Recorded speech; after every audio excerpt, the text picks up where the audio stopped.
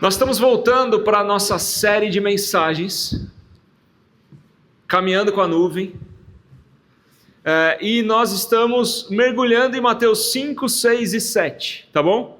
É um mergulho bem demorado, porque ele é bem profundo, então nós estamos gastando todo o tempo do mundo para poder entrar nesse mundo que Jesus trouxe para nós, esse novo mundo que Jesus trouxe para nós.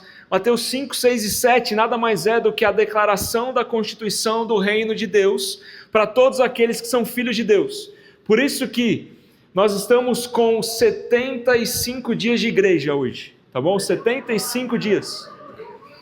Pode parecer muito mais para uns, muito menos para outros. Para mim parece 400, mas nós estamos no dia 75, 76, e nós estamos mergulhando nesse discurso de Jesus, o primeiro grande discurso de Jesus, para que nós possamos, através da palavra de Deus, nos moldarmos àquilo que Deus pede para nós sermos. Tudo bem?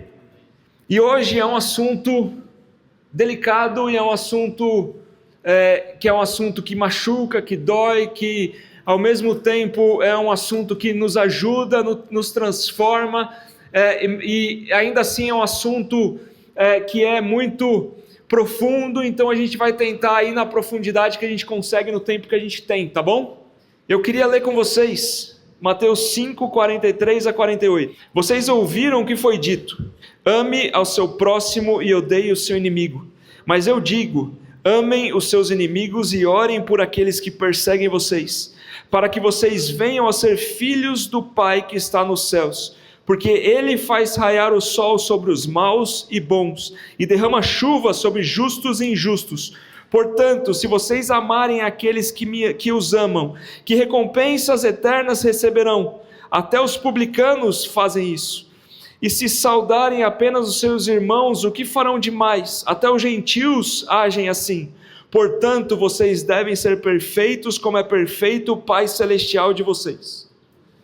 Eu queria começar, a gente vai voltar a ler o texto de novo, mas eu queria começar contando uma história para vocês, tá? A história de Policarpo de Esmirna. Talvez é um dos meus mártires favoritos, Policarpo de Esmirna. Tá? E o Policarpo de Esmirna, ele tem uma história que ele é descendente direto, né? Ele trabalhava direto com os apóstolos, então ele foi evangelizado pelos apóstolos. Então Jesus veio, evangelizou os apóstolos, e os apóstolos evangelizaram discípulos.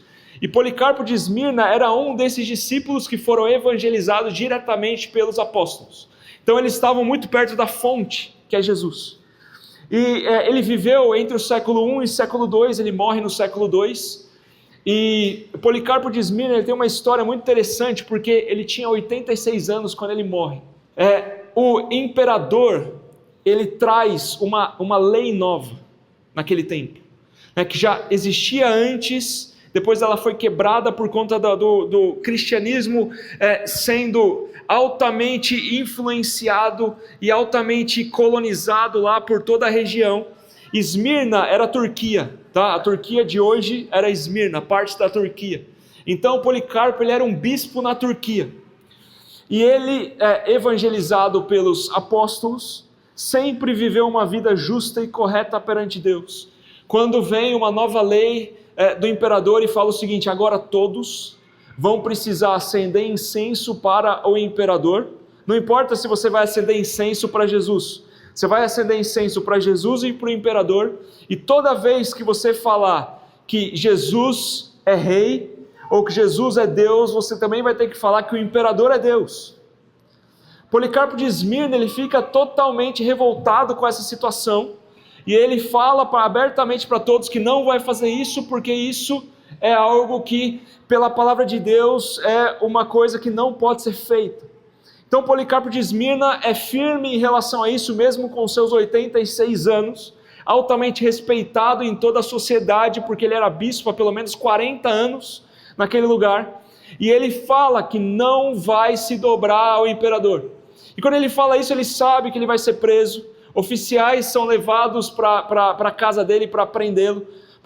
Quando os oficiais chegam para prendê-lo, ele vira para os oficiais e fala o seguinte: eu preciso pedir só uma coisa para vocês. Todos conheciam Policarpo. Policarpo não era uma pessoa não conhecida, ele era muito conhecido, muito respeitado. Então ele vira para os guardas e fala o seguinte: eu preciso só pedir uma coisa para vocês. Vocês podem tomar água, refrigerante, café, eu não sei o que tinha naquela época, chá, sei lá.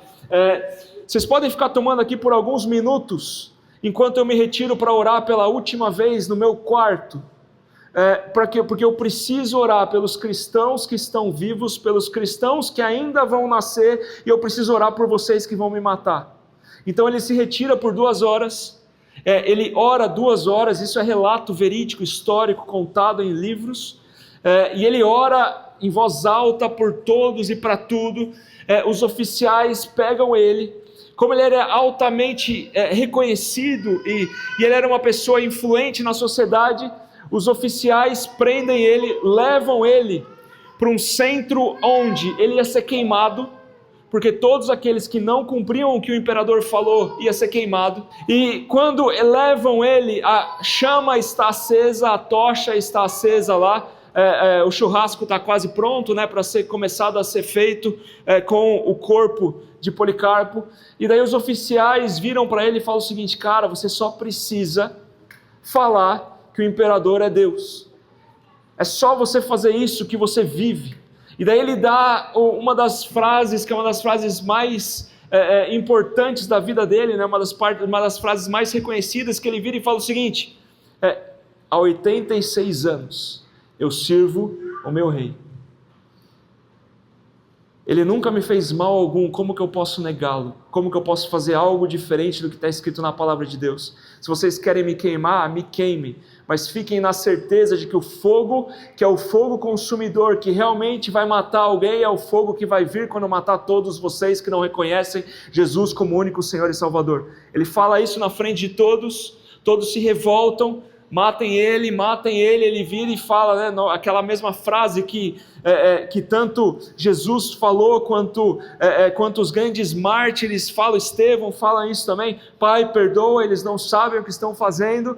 E daí jogam ele na fornalha e ele é morto, queimado vivo, por conta do amor que ele tem por Jesus, pela palavra. E mesmo nesse momento todo, né, e é por isso que eu estou querendo passar essa primeira história que eu quero trazer para vocês. Policarpo é um dos grandes heróis da fé, não porque ele morreu por Jesus, também porque ele morreu por Jesus, mas nesse processo de morrer por Jesus, ele estava inteiramente ligado, conectado e interessado na vida e na salvação daqueles que iam matá-lo. Então, o tema de hoje é amar ao próximo, e amar aos inimigos. A gente acabou de ler que Jesus, ele dá uma declaração muito ousada, e eu quero entrar no primeiro ponto dessa declaração. Eu quero fazer frase a frase com vocês, então uma pregação expositiva, frase a frase, para que a gente possa aprofundar no máximo possível, e a gente vai ver como a vida de Policarpo é algo espetacular, beleza? Então, o primeiro verso que eu queria trazer para vocês, você pode voltar lá para... Vocês ouviram o que foi dito: ame o seu próximo e odeie o seu inimigo. Jesus aqui, ele está trazendo a distorção do amor. O que significa isso? Naquela época, e até hoje, os judeus, eles têm pessoas responsáveis por interpretar a Torá, interpretar a Bíblia.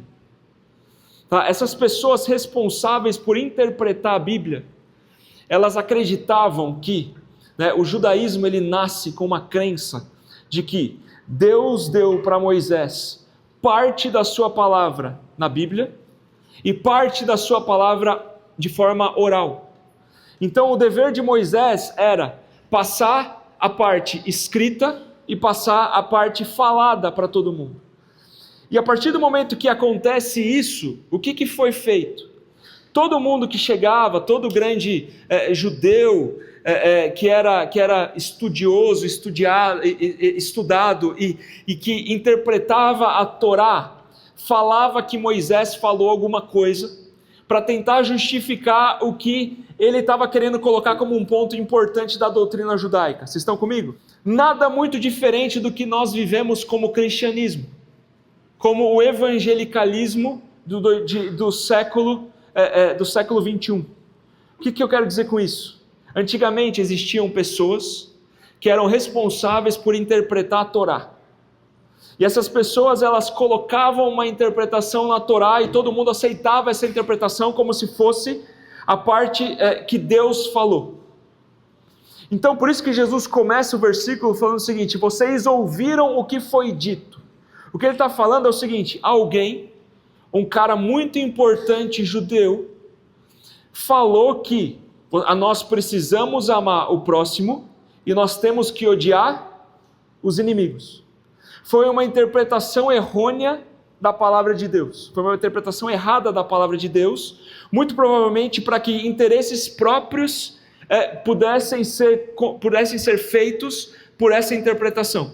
O que nós vemos hoje na nossa realidade cristã? Muitas pessoas interpretam a Bíblia da maneira que elas querem, e elas falam que Deus disse, Deus falou, e ninguém tem como falar mais nada, porque se Deus falou, é o truco máximo da vida, né? Não existe outra forma de você falar que você tem razão do que você chegar e falar, Deus disse. Não tem como você dar alguma outra afirmação que possa ser diferente do que Deus disse. Só que o que Deus disse está na palavra de Deus. A palavra de Deus, desde Levítico, sempre falou totalmente o contrário do que está escrito aqui. Levítico, Deus fala desde Levítico, então, Gênesis, Êxodo, Levítico. Terceiro livro da Bíblia. Deus fala amar o próximo e amar os inimigos. Receber os inimigos. Se os inimigos tentam te machucar, dá a outra face do seu corpo, ou dá a outra parte do seu corpo. Sempre foi falado isso desde Levítico. Jesus não inventou nada novo. Jesus não trouxe nada novo.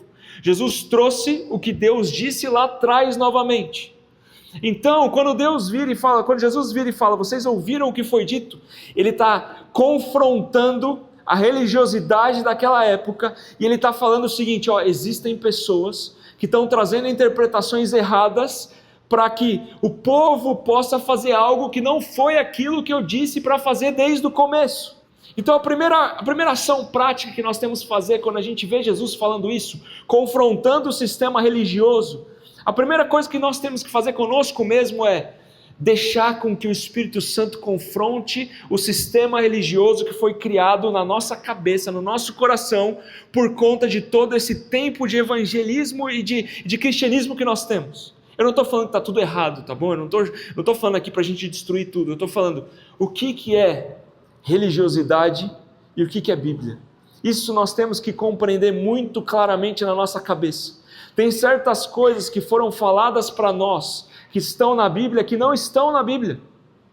Tem certas coisas que foi colocado para nós como algo que o Espírito Santo deu uma revelação profunda para alguém, mas existe um versículo que é totalmente o oposto na Bíblia. O que nós, como cristãos bíblicos, temos que fazer com o nosso relacionamento com Deus a partir do momento que nós vemos Jesus confrontando a religiosidade?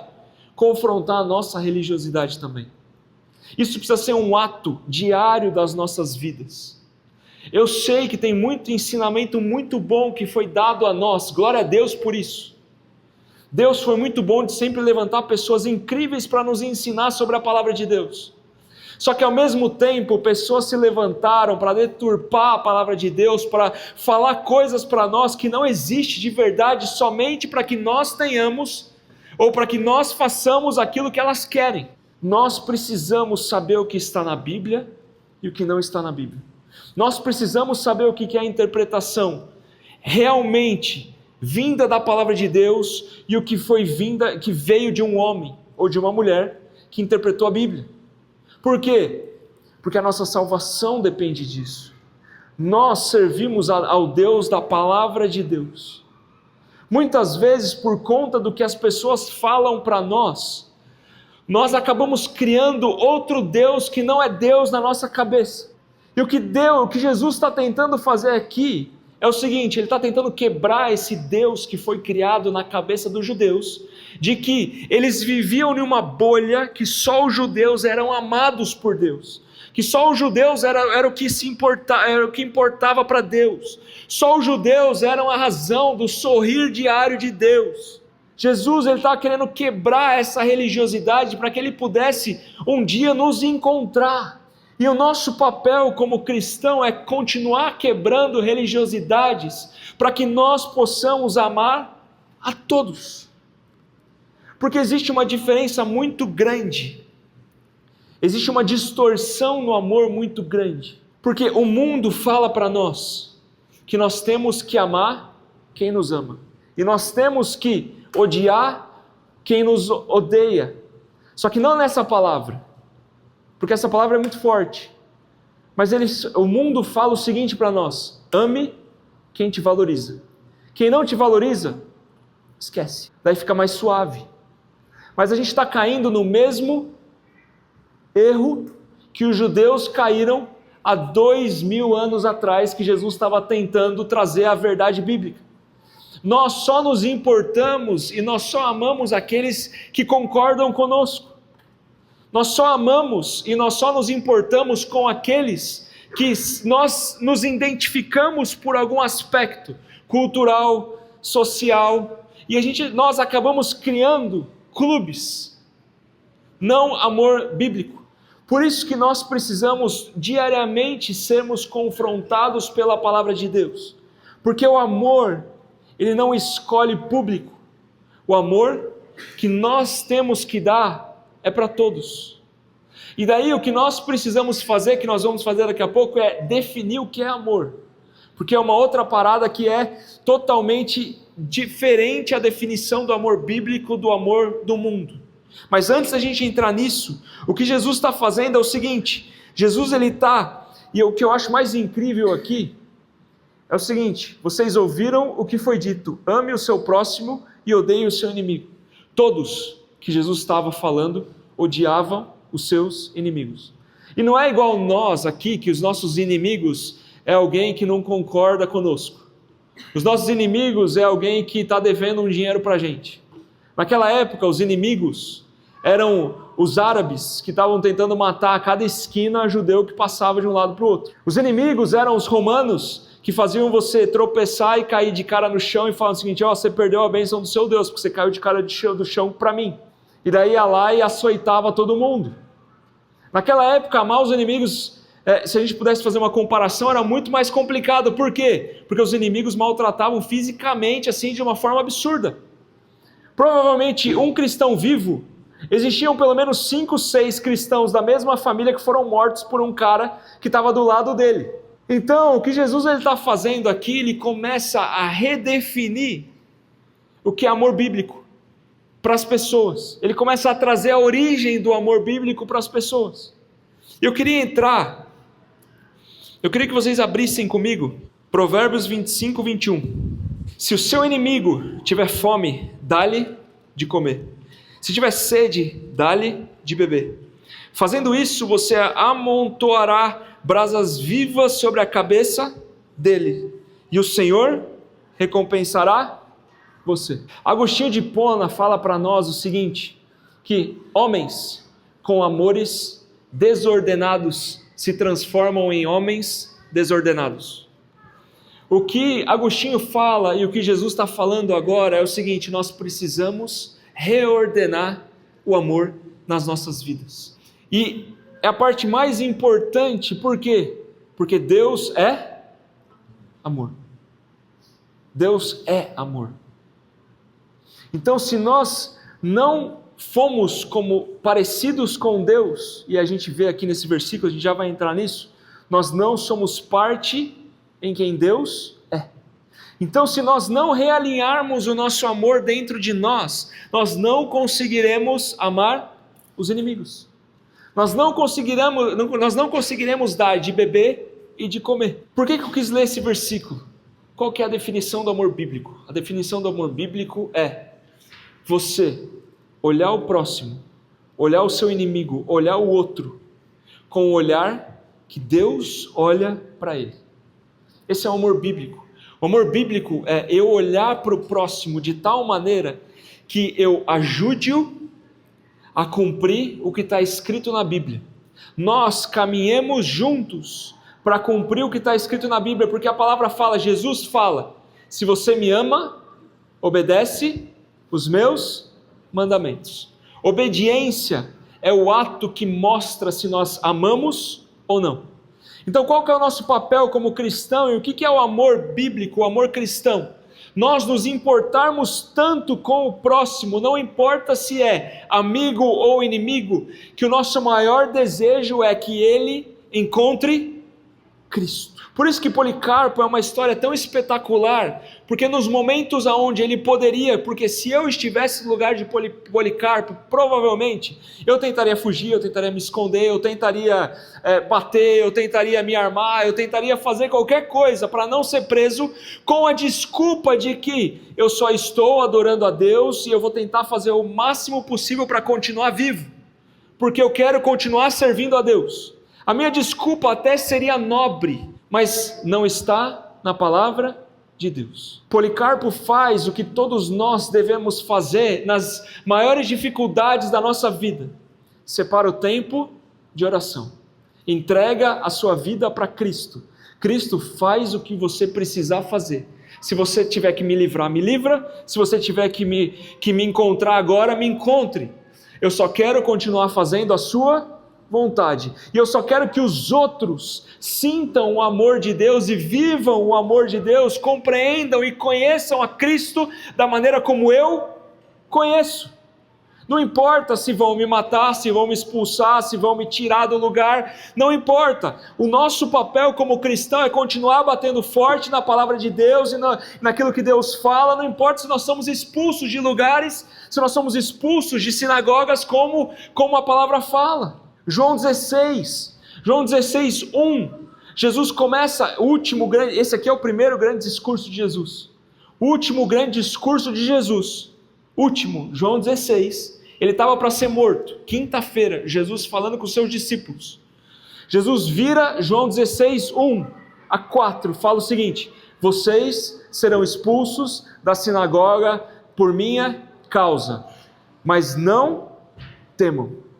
E ele finaliza esse versículo falando, lá no 16 e 17, eu estarei convosco. Olha que espetacular. João 16, 1, 2, 3 e 4. Ele fala, vocês serão expulsos da sinagoga por minha causa. O que Jesus está querendo dizer com esse texto, e é por isso que esse texto é tão importante para nós aqui, encaixa nesse momento de amar os inimigos, porque eles serão expulsos da onde? Sinagogas, igrejas. Vocês serão expulsos de igreja por falar da Bíblia.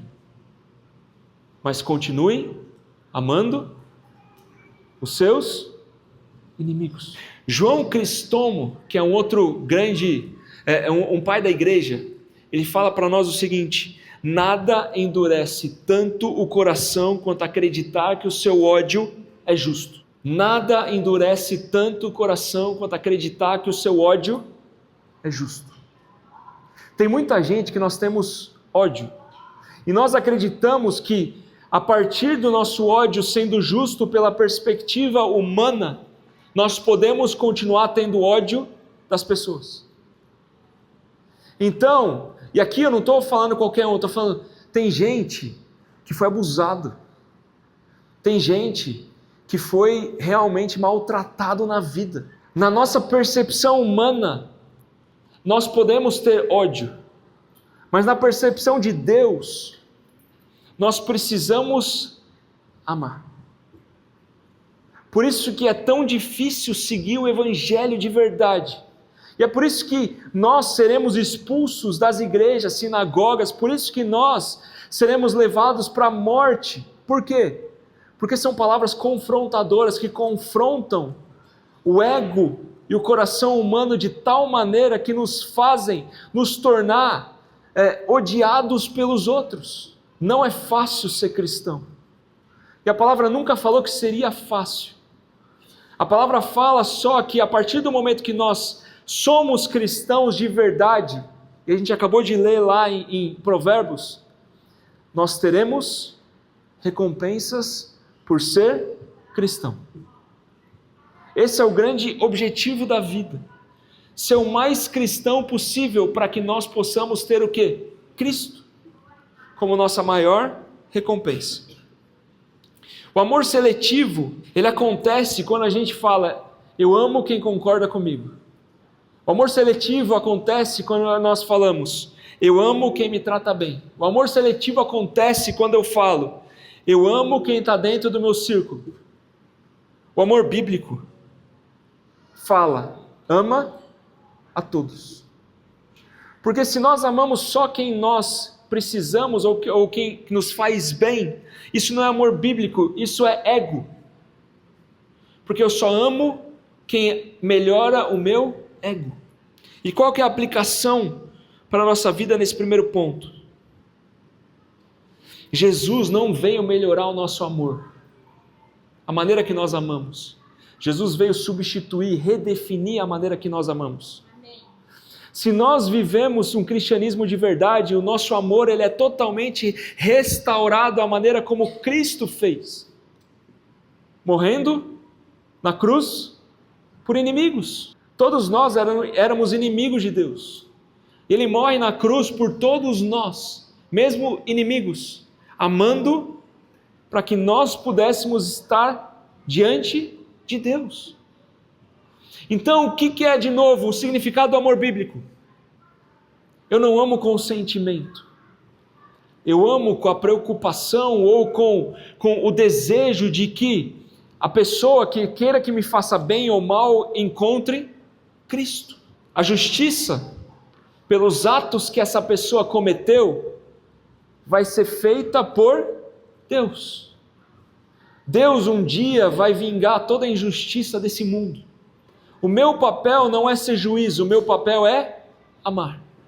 E o nosso papel é nos entregar a tal ponto quanto Jesus se entregou por nós. Ponto 2. O padrão do reino. A gente acabou de falar, qual que é o padrão do reino? Jesus. Volta lá no versículo. O padrão do reino, primeiro ele desafia o padrão do mundo. Depois ele dá o padrão do reino, mas eu lhes digo, amem os seus inimigos e orem por aqueles que os perseguem. O nosso objetivo é amar e orar. Essa é a nossa razão da vida. Muitas vezes nós nos tornamos juízes de nós mesmos.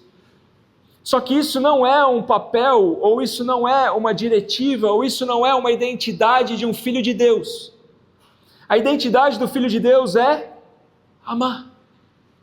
A nossa identidade como cristão é amar. Deus, a identidade de Deus é ser juiz. Muitas vezes nós confundimos isso e nós queremos ser Deus, porque é mais legal ser Deus. Desde o começo a gente quis ser Deus. Adão e Eva quis conhecer de uma maneira como só Deus pode ter. O nosso papel não é ser juiz, o nosso papel é amar. Por quê? Porque o amar é a realidade do reino. Ponto 3. A identidade dos filhos, pode colocar lá de novo no versículo. Versículo 45, para que vocês, então nós precisamos amar e orar, para que vocês venham a ser filhos de seu Pai que está nos céus, porque Ele faz raiar o seu sol sobre os maus e os bons e derrama chuva sobre o justo e injusto. O que Jesus está falando aqui? Jesus está falando para nós o seguinte, aqui não é mais para nós nos tornarmos filhos de Deus. Ele não está falando que nós precisamos amar para nos tornar. Ele está falando que nós precisamos amar para que nós possamos ser vistos como. Aqui são duas coisas completamente diferentes. Eu amo e oro para que a realidade de Deus seja manifesta aqui na terra. Essa é a grande essência desse versículo. Se eu sou filho de Deus, eu amo para que Deus possa ser manifesto aqui na terra. Se eu amo conforme o mundo ama, o que vai ser manifesto aqui na terra? O mundo. Só que como nós somos filhos de Deus, a forma como nós expressamos Deus aqui na terra é sendo como Ele. Então, o nosso papel como filho, ele é muito mais espetacular e difícil do que a gente foi ensinado a ser. O que Jesus está falando aqui é o seguinte: se vocês se consideram filhos, vocês precisam agir como filhos de verdade. Por quê? Porque só filhos resplandecem Deus. Então o nosso papel é resplandecer a Deus aqui na terra, com todas as nossas ações e atitudes. Por isso que ser cristão é tão difícil. Porque toda atitude que nós fazemos, e aqui eu quero lembrar vocês, vamos lá, a gente acordou hoje. Provavelmente aqui quem é casado já teve uma pequena discussão com a esposa, ou com o marido, por alguma coisa que aconteceu na casa. Tá todo mundo dando risada porque é verdade. Alguma coisa aconteceu, não importa se você é recém-casado, ou se você é casado há muito tempo, aconteceu alguma coisa na casa que alguém teve algum problema. Ó, o Biro já até olhou para trás. Eu vou dar um exemplo besta, mas um exemplo importante. Nesse problema que os casados tiveram, que nós casados tivemos, nós refletimos a Deus ou o mundo na nossa atitude? Isso é o cristianismo. Porque se eu refletir o mundo, eu não estou refletindo a glória de Deus. Se eu não estou refletindo a glória de Deus, como é que o mundo, como é que os outros vão ver Deus através da minha vida? Será que eu sou realmente filho de Deus ou não? Essa é a pergunta. Se eu sou solteiro, eu já provavelmente tive... Solteiro não, porque solteiro já veio tranquilo. Solteiro veio mais tranquilo. Eu não estou falando mal do casamento aqui, tá bom? Casamento é feito para que nós nos tornemos mais parecidos com Cristo, nas dificuldades e nas alegrias. Crucificar o homem tem que morrer para si. O solteiro daqui a pouco vai passar por alguma situação onde ele precisa refletir Deus ou o mundo. Só tem esses dois caminhos. Reflete Deus ou o mundo. O que Jesus está falando aqui para nós é o seguinte: nós só refletimos a Deus quando todas as nossas atitudes são reflexo de quem Deus é. É por isso que Jesus fala que o caminho é estreito, o caminho é difícil, a porta é estreita. Porque não é fácil ser cristão. E eu não estou aqui, eu nunca, você, nenhum de nós, nem eu, nem o Beto, nem o Elton, nem ninguém que estiver aqui falando para vocês, vai ser coach e vai falar o seguinte: vai estar tudo bom, é tudo ótimo, maravilhoso. Nosso papel é pregar a Bíblia. Pregar a Bíblia significa confrontar o coração humano para que ele possa ser exposto à realidade do Deus Todo-Poderoso. E a realidade do Deus Todo-Poderoso é completamente o oposto da realidade do conforto do coração humano. Por isso que é tão confrontador. Por isso que é profundo o que Jesus está falando. Jesus não está falando: ei pessoal, mostrem a Deus aí quando vocês precisarem. Ele está falando: ei pessoal, mostrem a Deus em todos os momentos da sua vida. Por mais que faça você ter que amar o seu inimigo, por mais que faça você ter que suar sangue e ser tão difícil amar aquele a quem te fez tão mal, mas se você ama aquele que fez tão mal, pode ser a única coisa que vai fazer com que ele consiga compreender e conhecer a Deus, a ponto de entregar a sua vida para Deus. O objetivo da nossa vida aqui na terra não é ser bem-sucedido financeiramente, pessoalmente, seja o que for.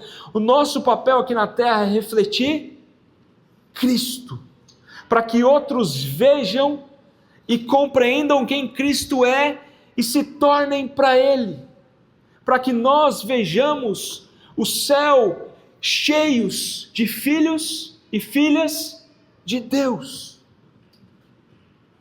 Por mais difícil que seja. E Jesus ele ainda dá aqui no 45 um discurso de novo contra a religiosidade. E é o discurso, os cristãos um pouco mais velhos escutaram muito isso, tá? O seguinte: se tem alguma coisa errada acontecendo na sua vida, você está em pecado, cara. Deus está avisando que você tem alguma coisa aí que ele não está bem com você, por isso que o carro quebrou. Por isso que a casa aqui, tem 4 luzes que apagaram, queimaram as luzes. Por isso que você foi demitido do trabalho, tem alguma coisa que está errada aí na sua vida. Quem é cristão mais tempo aqui sabe que foi ensinado muito isso. Ou É o demônio. Ó, Satanás, tem o demônio aqui. Vai precisar fazer 50 dias de oração para o demônio ir embora. É por isso que o carro está quebrando toda hora. O que Jesus está falando aqui é o seguinte: existe uma graça que vem de Deus, que é uma graça comum a todos. Não importa se você faz bem, se faz o bem ou o mal. Deus, Ele é um Deus tão gracioso que existe uma graça comum que Ele faz raiar o sol sobre os maus e os bons. Ele faz que tenha chuva sobre os justos e os injustos. Jesus está falando o seguinte: não significa, se tem sol, não significa que você é bom. Se tem chuva, não significa que você é bom. Nós não conseguimos ver o bom de Deus através de coisas materiais que são dadas para o homem, porque Deus, Ele é gracioso para ter graça comum a todos, desde o começo. Não é porque a pessoa é podre de rica que Deus ama ela. É igual muitas vezes a gente vê hoje, né, o evangelho coach financeiro. Se você não tem dinheiro, isso é real. Se você não tem dinheiro, quer dizer que tem alguma área da sua vida aí que Deus precisa trabalhar. Porque cristão foi feito para ter dinheiro, porque Deus é o pai de todo ouro e toda prata. Se você não tem dinheiro, seu pai está fazendo alguma coisa de errado aí. Graça comum. O mais rico e o mais pobre têm a mesma graça imerecida vinda de Deus. Graça comum. O que define um cristão de um não cristão, de um filho de Deus para um não filho de Deus, não é aquilo que ele acumulou na terra, não é aquilo que a terra deu para ele, não é aquilo que aparentemente Deus possa ter te dado. A diferença de um cristão para um não cristão, de um filho de Deus para um não filho de Deus, é o amor. Quando nós vemos alguém amando por completo, independente de quem seja, esse sim é um cristão de verdade. Porque as únicas pessoas que conseguem amar até os seus inimigos não são humanos. São seres que foram transformados pelo sangue de Cristo e estão num processo de transformação até quando Jesus vier e nós formos glorificados por completo. Então, nós precisamos compreender de que a única diferença que nós temos para o mundo é o amor, porque Deus é amor. E dentro desse amor engloba e envolve muitas coisas, como obedecer, como trazer à luz as coisas que precisam ser trazidas à luz, assim como Policarpo não se dobrar aos costumes humanos, mostrar a obediência a Deus nas circunstâncias mais espetaculares que poderia surgir, ajudar o outro a compreender quem Deus é. Tudo isso é o amor bíblico e não julgar. Por quê? Porque se eu julgo, eu odeio. Toda vez que eu julgo alguém ou algo, eu gosto ou não gosto, porque eu estou julgando de acordo com as minhas expectativas e os meus desejos. Por isso que a palavra fala que Deus é o juiz. Se nós nos colocamos como juiz, nós vamos amar alguns e odiar outros. Então o nosso papel é amar. Beleza? Vocês estão comigo? Então, quando nós amamos, isso é identidade, não performance. Se nós queremos compreender qual que é a nossa identidade em Deus, nossa identidade é amar. Os rabinos daquela época ensinavam duas coisas. Aqueles estudiosos, aqueles que ensinavam a Torá e a interpretação da Torá, os rabinos, eles ensinavam duas coisas. Tá? Tem a palavra Hashum e a palavra Tov. Hashum significa misericórdia e Tov significa bondade. Então, os rabinos ensinavam que Deus era um Deus de misericórdia, de Hashum, e de Tov, de bondade, para os judeus. O que Jesus está ensinando aqui é o seguinte: esquece o que os rabinos estão ensinando para vocês. Vocês têm que amar a todos, e vocês também têm que compreender que Deus é bondoso e é misericordioso para todos. O nosso papel é ser o quê? Reflexo de Deus para toda a humanidade. A gente é muito mais tendencioso a ser misericordioso para aquelas pessoas que estão ali a uma quadra daqui no abrigo, falar, nossa, coitado desses caras, do que para alguém que nos feriu. Todos somos iguais perante Deus. Se todos somos iguais perante Deus, Deus ama a todos. E o nosso papel é amar o próximo e amar os inimigos para que a glória de Deus seja manifesta aqui na terra. Eu queria terminar com vocês, ponto 4. Desculpa, eu queria ir ponto 5. Chamado à perfeição, para quem não está vendo. Esse é um dos versículos talvez mais dificilmente interpretados na Bíblia. Porque Jesus ele termina com uma frase. O capítulo 25, ou essa parte, ele termina com uma frase que é uma frase que é meio complicado de compreender. Porque Jesus vira e fala o seguinte: portanto, sejam perfeitos como perfeito é o Pai Celestial de vocês. Pô, Jesus, daí o negócio foi para outro lugar, daí fica complicado. Então vamos passar rapidinho esse versículo e a gente esquece. Não é assim. A palavra perfeito aqui é a palavra teleios. A palavra teleios significa completo ou maduro. Tá? Então, quando Jesus está falando aqui, ele está falando o seguinte: sejam maduros como o Pai, como maduro é o Pai de vocês. O que isso significa? Não significa que é sem falha, não significa que é perfeito, sem nenhum tipo de falha, porque senão ia ser impossível. Jesus nunca pediu nada para nós que seja humanamente impossível. Perfeito não é impecável. Perfeito, o que ele está querendo dizer aqui, ele está fechando essa passagem, e ele está falando o seguinte: eu quero que vocês sejam maduros no amor, como Deus é maduro no amor. Simples. Então ele trata do amor, ele quebra duas vezes a religiosidade do amor daquela época, e depois ele finaliza falando o seguinte: eu preciso que vocês sejam maduros no amor. Maturidade é um dos DNAs mais fortes que nós temos na Igreja Doxa. Tá? É nos tornarmos maduros. E para nós nos tornarmos maduros, nós precisamos saber amar. Por isso que esse versículo, esse verso, essa parte da Bíblia é tão importante. Porque não importa se nós somos cristãos há 30, 40 anos, 50 anos. O objetivo da caminhada cristã, como a palavra fala, é o amadurecimento.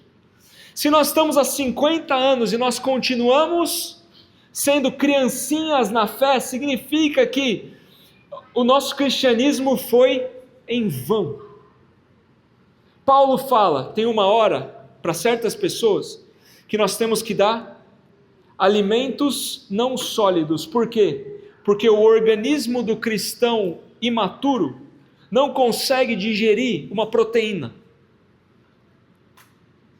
Só que o objetivo do cristão imaturo é passar para maturidade e maturidade até que se conforme à imagem de Cristo. O que Jesus está falando aqui é exatamente isso. O que Jesus está falando é o seguinte: eu preciso que vocês sejam maduros para refletir a maturidade de Deus para todos. Essa é a frase. Por isso que ele finaliza assim. Ele quebra o que é amor por duas vezes. Ele quebra a ideia de que Deus só ama os judeus. E ele coloca a ideia de que Deus ele é tão maduro que ele consegue amar a todos.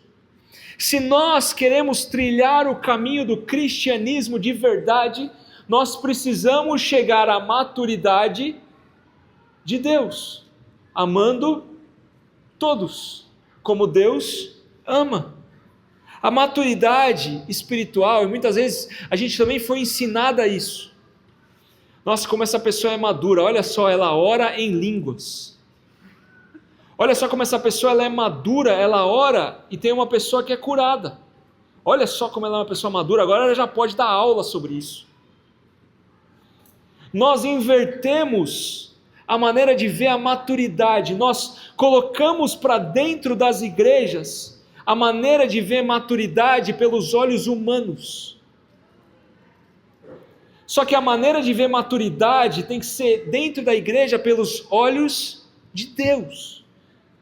Não é o que mais eu faço, nossa, essa pessoa faz muita coisa, olha como ela é madura. É o quanto ela consegue amar. E a gente não tem isso como medida para nós nem para o próximo.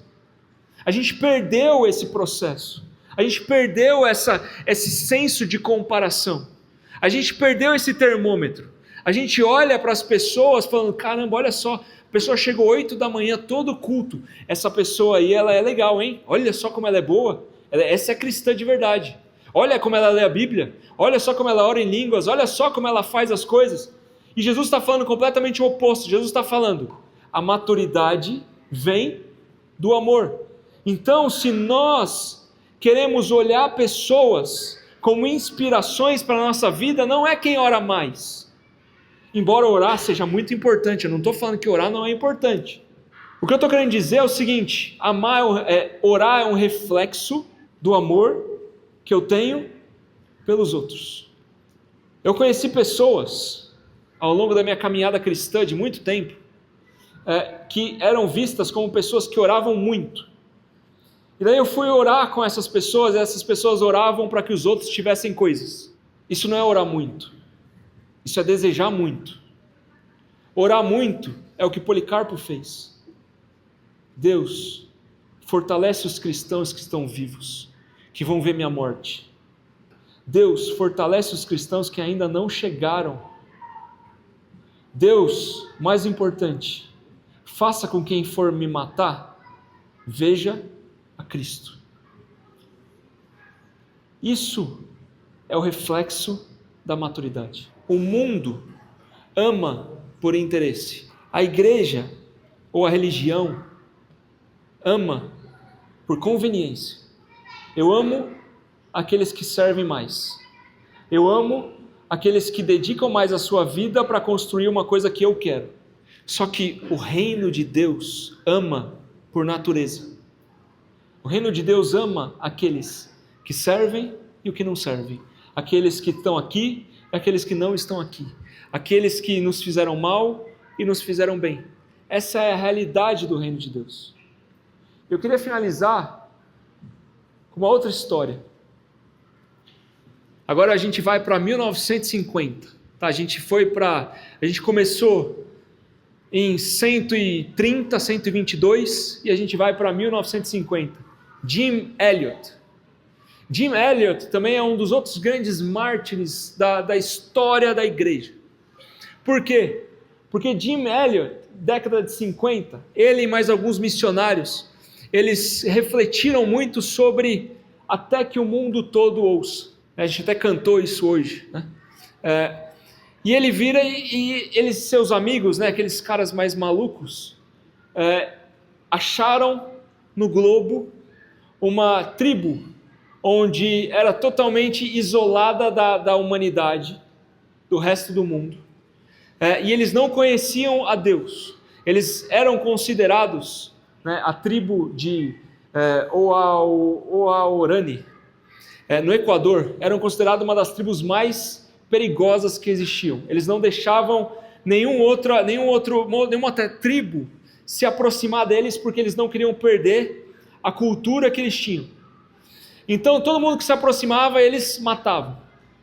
Até que chegou o grupo do Jim Elliot, e daí, cara, Deus falou pra gente ir pra lá, a gente vai viver e a gente vai pregar o evangelho para esses caras, e eles vão se converter, e a gente vai, cara, missionários, raiz aqui. Todo mundo já escutou mais ou menos uma história como essa, só que do Jim, ele chega lá e antes deles pisarem na terra, eles são mortos. Acabou, morreram. corpo deles foram totalmente destruídos, colocados na frente da ilha. Tá? Antes de chegar na ilha, eles penduraram partes do corpo de todo mundo, todos esses 12 pessoas que foram para lá, penduraram na frente da ilha, como um recado de que eles não queriam receber ninguém. Elizabeth, a esposa de Jim, 1 ano depois, fala o seguinte: cara, Deus continua falando que é para a gente ir para aquele lugar.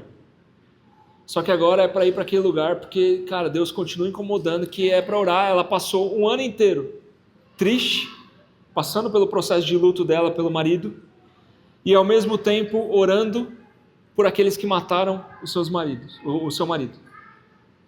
Ela passou o dia inteiro fazendo isso. E Deus vira para ela e fala o seguinte: agora vai você. Ela pega o filhinho, era uma filhinha dela, que tinha 4 anos, leva para essa tribo, só que de uma maneira assim sobrenatural, né? Ela entra na tribo e o recado, né? o livro fala que quando ela está entrando, ela vê a cabeça do marido dela em decomposição. Ela vê a mão do marido dela em decomposição porque tinha aliança.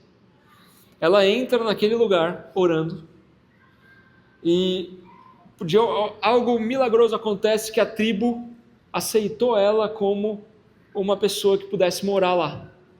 E a história conta, né, isso é uma história verídica, tem filme, tem livro, tem um monte de coisa disso aí.